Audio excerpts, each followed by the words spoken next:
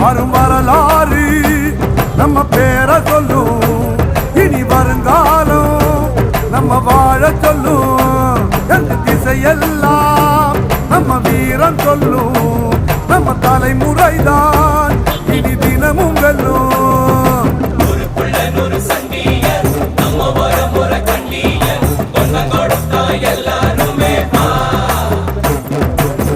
வேட்டையாடும் கூட்டமடா வேட்டையாடி பார்ப்போம்.